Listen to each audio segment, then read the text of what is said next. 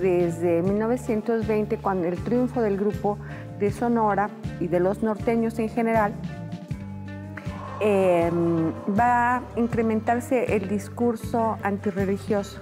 Casi todos ellos eran anticlericales, pero no todos eran antirreligiosos. Sin embargo, a partir de la llegada de Plutarco Elías Calles al poder, se va a intensificar el discurso no solo anticlerical, sino también antirreligioso. El presidente Obregón no tenía ninguna simpatía para la Iglesia Católica. Posiblemente era anticlerical como muchos liberales, como muchos hombres de su época, pero sin ningún fanatismo ni intolerancia. E incluso Obregón permite el desarrollo de un importantísimo sindicalismo católico. Algo que preocupa a Morones, a Luis N. Morones, el gran líder de la CROM, y con un futuro muy importante va a ser secretario de Industria, Comercio y Trabajo en tiempo del presidente Calles, muy ligado a Calles, fundador de un partido importantísimo, el Partido Laborista, y Morones sí tiene como líder sindical y como líder político, ve con mucha preocupación la fuerza del sindicalismo católico. Y esa va a ser el origen del conflicto religioso. Desde un principio, la Liga es un movimiento urbano fundado por Capistrán Garza, Raúl Ceniceros, Palomar y Vizcarra, todos estos intelectuales católicos, en su mayoría abogados, y van a fundarla de una manera independiente, porque ellos dicen, si nosotros realmente como católicos y para vivir como tales necesitamos no depender, por supuesto no del Estado, de ningún partido político, y tampoco desde luego de la Iglesia, lo que nos va a permitir una gran capacidad de movilización. Entonces la respuesta a la ley Calles es la fundación de la Liga para la Defensa de la Libertad Religiosa. Morones creyó que para debilitar a la Iglesia Católica podía prosperar un cisma, es decir, su gente fundó una iglesia católica, apostólica, mexicana. No prosperó, pero eso escandalizó muchísimo a los católicos mexicanos. Pero lo más grave fue el rebote en Roma. Porque Roma, que tenía, digamos, una vieja costumbre de anticlericalismo, de brotes de anticlericalismo en México, sabía que siempre terminaba y que después regresaba a la paz, ¿no? Después de la Reforma, la Conciliación, y luego Madero, y después de los años álgidos, 1914, 1917, Obregón. Entonces, pues, la cosa era de esperar siempre el siguiente. Pero el cisma, eso sí era una cosa inaudita. La Liga, en principio, es un movimiento cívico, laico, no tiene dirigentes eclesiásticos, pacífico por la vía legal, y pretende confederar todas las asociaciones de laicos católicos. Pero todo eso para decirles que la Liga, cuyos dirigentes eran jóvenes, y generalmente jóvenes estudiantes de la famosa Acción Católica de los Jóvenes Mexicanos o de la Juventud Mexicana, ACJM. Ellos fueron la punta de lanza y como todos los jóvenes, digamos, son más radicales. Para el futuro, eso es muy importante. En 25-26 su lucha fue cívica, legal y pacífica. Pero lo que sigue es su radicalización y su brinco a la lucha armada. Pero no debemos olvidar que es un movimiento netamente urbano, porque muchas veces hablamos indistintamente de la Liga y del movimiento cristero. No, el movimiento cristero es un movimiento distinto, aunque en algún grado puedan tener vinculación. Es un movimiento netamente de extracción popular, de rancheros. Por eso prenden el centro y el occidente de México, que es donde abundan los rancheros, es donde más molesta el anticlericalismo y antirreligiosidad del norte, y donde les molesta tanto que todos los puestos importantes estén ocupados por norteños. Entonces, razones para rebelarse realmente sí les sobraban.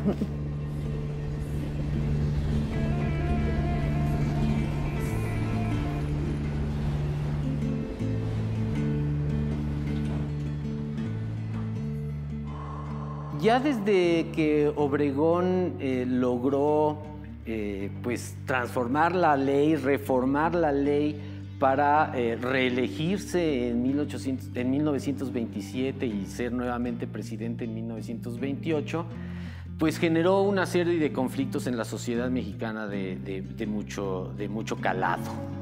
Entre la sociedad católica, pues, empezó a ser considerado pues, como casi el anticristo, ¿no?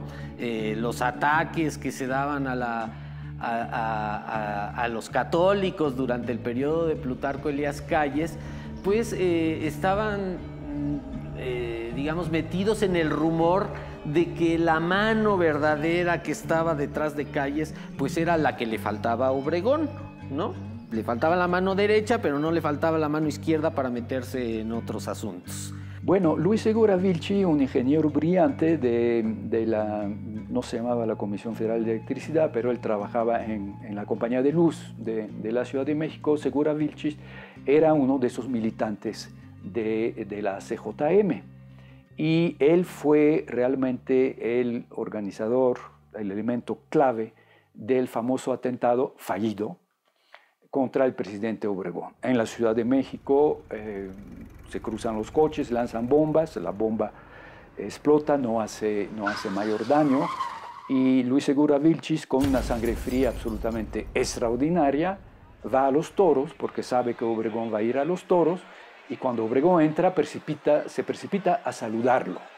Ya con eso tiene una coartada formidable. El padre Pro no tenía nada que ver con el atentado. Su hermano era militante de la Liga, eso sí. Y el coche que utilizaron, el coche había sido un tiempo rentado por el hermano. Y es a partir de eso que inculparon a los hermanos. Cuando digo inculparon, no llegó a juicio, no hubo juicio en el caso de esa gente. Cuando Vilchi supo que habían arrestado a los hermanos Pro, y especialmente al sacerdote, para quien tenía un respeto enorme, fue a entregarse, fue a denunciarse, o sea, un hombre valiente. Lo que a mí me parece más grave es que encargan la investigación, todas las investigaciones de este periodo, por eso resultan, en mi opinión, tan brutales, se encargan a uno de los personajes más corruptos y más siniestros que ha tenido la policía del Distrito Federal, y miren que hemos tenido muchos, ¿no?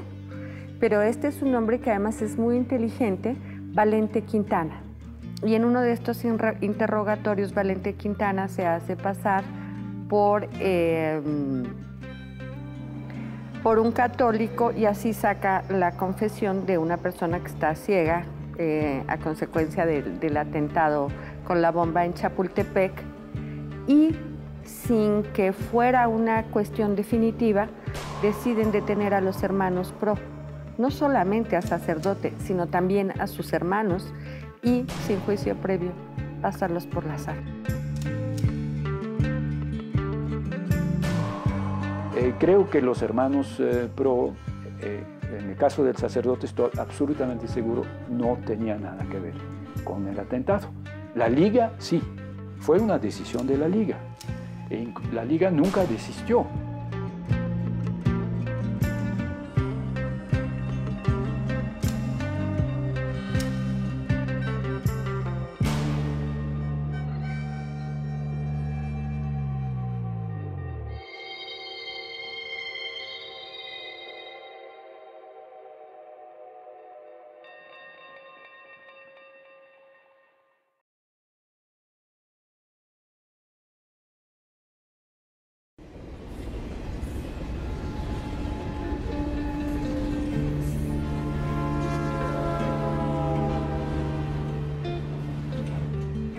Obregón obviamente era el amo y señor de México.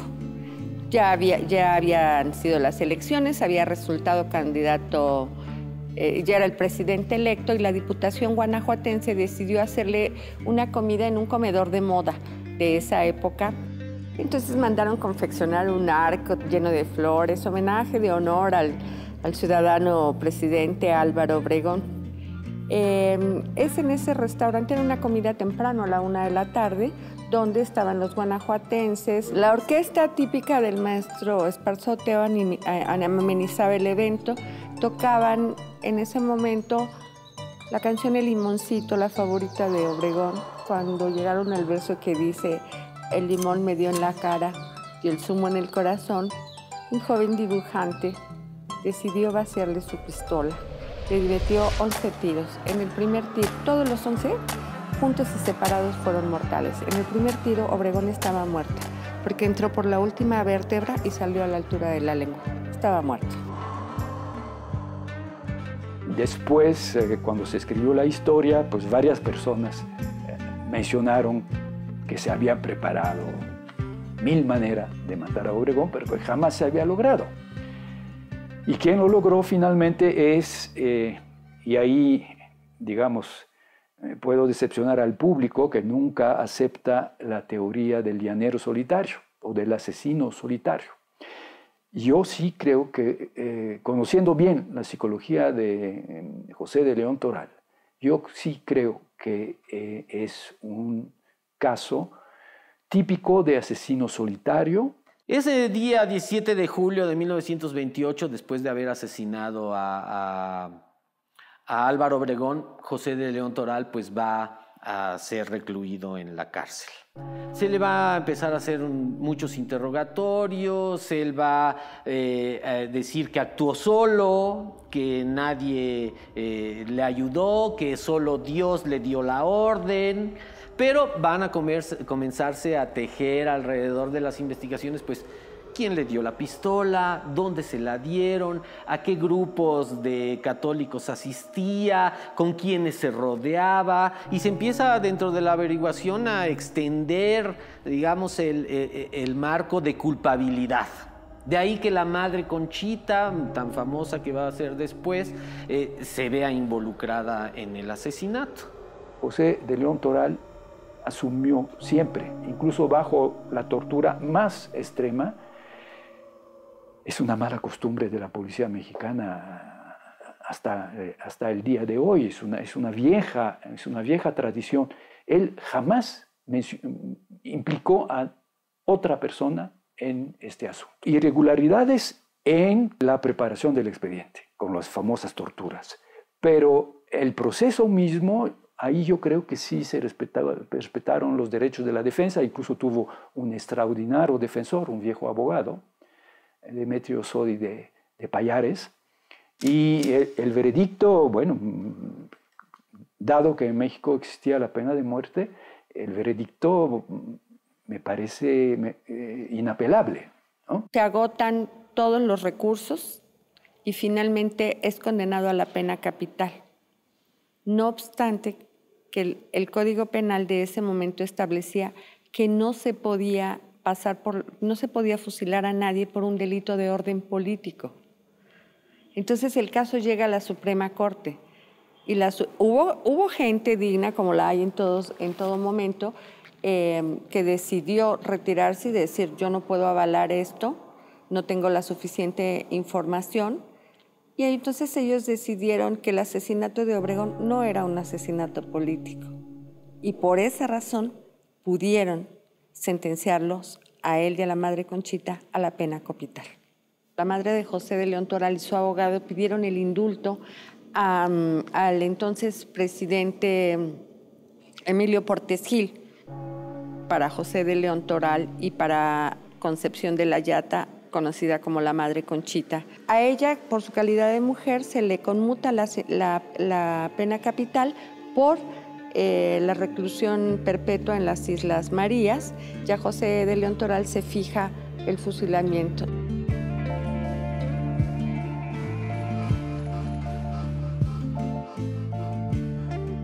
Le hicieron un sepelio absolutamente multitudinario. Son de esas cosas a veces sorprendentes de que de repente el gobierno no se atrevió a prohibir el sepelio, y el sepelio fue un triunfo póstumo para el asesino de un presidente electo, no un presidente en función.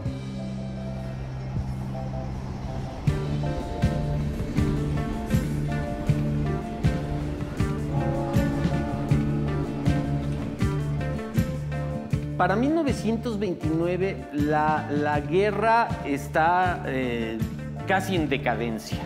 Los grupos rebeldes que defienden la religión han comenzado a tener un distanciamiento con las autoridades eclesiásticas, que han obtenido ciertos acuerdos con el propio gobierno de la República, ¿no? En este caso, con el presidente sustituto, que es Emilio Portes Gil, quien sube a la presidencia, pues por una disposición casi de dedazo, digamos, de Plutarco Elías Calles, para empezar a evitar la crisis.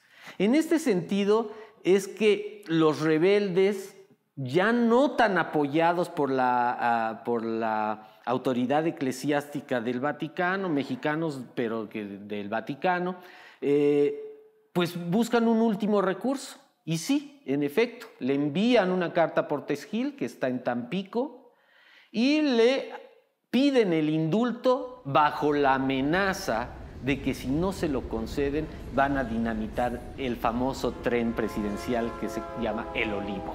Las medidas de seguridad adicionales que se podían poner o agregar cuando hay un viaje presidencial, pues no era más que mandar un autocar a revisar la vía antes de que circulara el tren presidencial, para ver que el estado de la vía se encontrara en condiciones para dejar pasar el tren. Se manda un carro de verificación que reporta todo en buen estado, y es por eso que se deja circular el tren presidencial. Poco más se podía hacer con atentados como el de Portes Gil.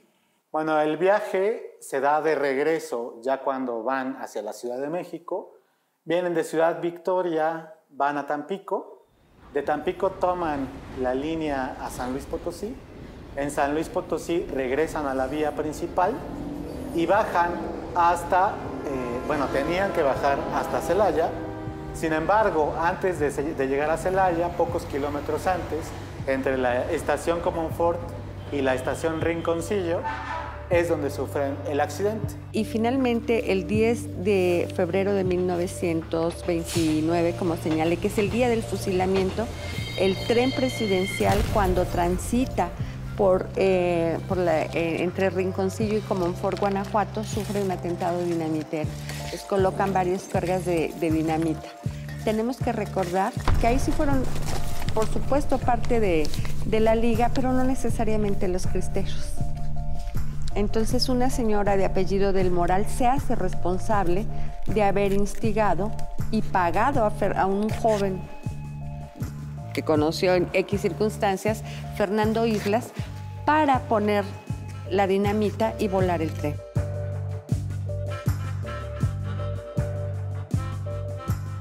La suerte le corrió de su lado, porque parece que había como 10 bombas para que explotara y hubiera destruido el tren de una manera impresionante, pero parece que solo 5 explotaron, y entonces no tuvo la fuerza suficiente como para atentar contra el presidente. Esta situación pues va a elevar el nivel del conflicto. Pero para ese entonces las negociaciones con los eclesiásticos, con las autoridades eclesiásticas, ya iban muy avanzadas. Entonces la señora del Moral admite que ella le pagó a este joven, un joven trabajador de León, Guanajuato, que es de apellido Islas, que es entrevistado directamente por Portes Gil en un gran acto mediático, donde le dice que porque lo hizo, Islas nunca admite su responsabilidad. Y el presidente de México, Portes Gil, violando todos los códigos penales, le otorga el perdón por un acto delictivo. Pero entonces tenemos que la justicia era una consideración del Ejecutivo.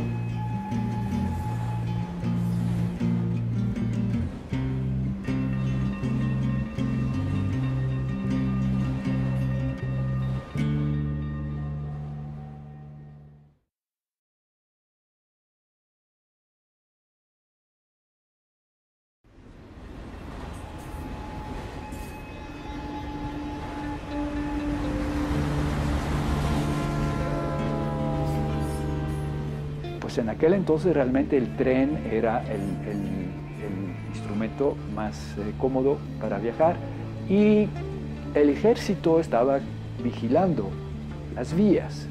O sea, sí, se asumía un riesgo, pero un riesgo mínimo que no había que exagerar. Hay un factor geográfico muy claro en el caso de la Guerra Cristera. No, la zona en la que se va a llevar a cabo no es una zona particularmente montañosa. Entonces, esto facilitaba que existieran ataques a ferrocarriles, puesto que existía plena visibilidad al momento de armar los explosivos o de llevar a cabo un atentado. Los cristeros no son los únicos. Como ya decía, hubo ataques sistemáticos a las vías de tren y a los ferrocarriles desde la Revolución. Además de que la zona en la que se lleva a cabo la Guerra Cristera es una zona de alto tráfico. Entonces era, digamos, muy redituable en términos propagandísticos. Como pasa muchas veces, para la Liga resultó contraproducente, porque eso dio un excelente pretexto a varios obispos, empezando por Monseñor Leopoldo Ruiz y Flores, el arzobispo de Morelia en exilio, que poco después va a ser el delegado, Roma lo va a nombrar delegado apostólico, pero desde aquel momento es el hombre más importante de los obispos en exilio. Y Pascual Díaz, que va también, los dos van a ser los hombres de los arreglos de junio de 1929.